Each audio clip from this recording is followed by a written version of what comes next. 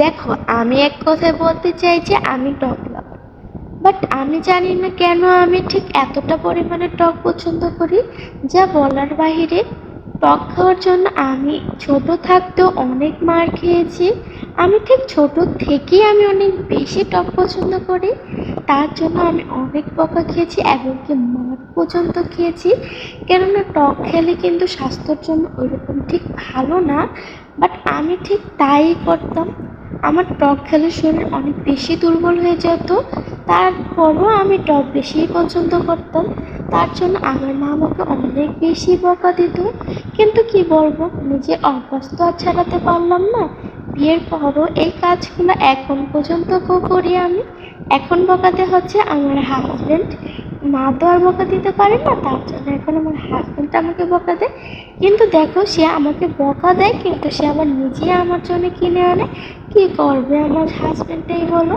তার বউর যে এই জিনিসগুলো অনেক বেশি পছন্দ, তার জন্য উনি আমার জন্য নিয়ে এসেছিল লটকন।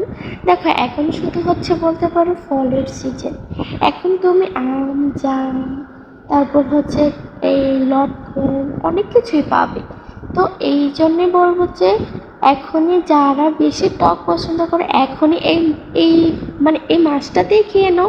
এই মাছটা যতদিন থাকে ঠিক ততদিন পর্যন্ত খেতেই থাকো যতদিন পর্যন্ত নিজে না পোষাবে। তো এই তো, আজকে আমি একটু চিন্তা করেছিলাম যে ইউনিক একটা কিছু বানাই আমি। দেখো, ব্লগ তো অনেক রকম তোমাদের সাথে শেয়ার করলাম। তার জন্য আজকে চিন্তা করলাম যে আজকে একটু ডিফারেন্ট কিছু তোমাদের সাথে শেয়ার করি। সেটা হচ্ছে টক লাভারদের জন্য টক মাখা বলতে পারো। এটা হচ্ছে লটকন মাখা। দেখো, প্রথমে হচ্ছে লটকনগুলো ছিলে নিতে হবে তোমার। ছিলে নিয়ে এরকম আলাদা আলাদা করে নিতে হবে। তারপর হচ্ছে শুকনো মরিচ, গুঁড়ো মরিচ, তারপর সামান্য পরিমাণের লবণ দিয়ে দিতে হবে। তারপর হচ্ছে কাসুন্দি। তোমাদের বাসায় যদি কাসুন্দি না থাকে তাহলে তুমি, যদি তোমার বাসায় তেঁতুল থাকে তাহলে তুমি তেঁতুল দিয়ে মাখিয়েও খেতে পারো, এভাবে খেলেও মজা হয়। দেখো, আমার বাসায় ছিল কাসুন্দি, তার জন্য আমি কাসুন্দি দিয়েই করেছিলাম। কিন্তু খেতে কিন্তু অনেক মজা হয়েছিল। আর হ্যাঁ, এটা কিন্তু আমার ফার্স্ট টাইম না, আমি এটা আরও অনেকবার খেয়েছি। তার জন্য বলবো যে অবশ্যই তোমরা এটা বাসায় ট্রাই করতে পারো। আর যদি এটা কেউ খেয়েও থাকো তাহলে কিন্তু কমেন্ট করে জানিও। আর যদি কেউ না খেয়ে থাকো তাও কমেন্ট করে জানিও। আর আমার ভিডিওর মাধ্যমে যদি কেউ দেখে এটা বাসায় ট্রাই করো তাও কিন্তু জানিও যে কেমন লেগেছিল তোমাদের কাছে। তো আমার কাছে তো অনেক বেশি ভালো লেগেছে।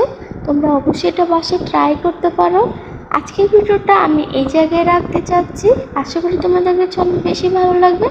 আর ভালো লাগলে অবশ্যই লাইক, শেয়ার, কমেন্ট এবং ফলো করে দিও আমার নেক্সট ভিডিওগুলো তোমাদের কাছে পৌঁছে যাওয়ার জন্য।